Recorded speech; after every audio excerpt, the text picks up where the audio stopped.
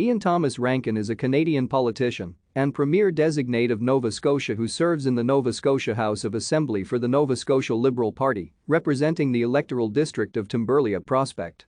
Rankin was first elected in the 2013 election and was re-elected in the 2017 election. Born in Inverness, Nova Scotia, Rankin grew up in Timberlea and is the son of long-term Halifax City Councillor Reg Rankin. After receiving his degree, Iain lived and worked in a number of jurisdictions throughout Canada. While living in Ottawa, Rankin worked as Director of Operations for Diamond Storage Corporation.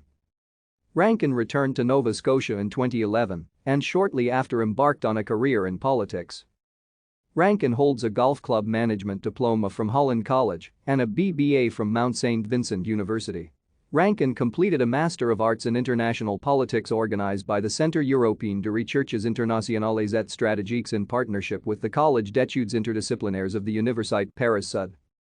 Rankin first sought election in 2013 and was elected to the Nova Scotia House of Assembly. Thank you for watching. Like and subscribe if you would like to view more of our videos. Have a nice day.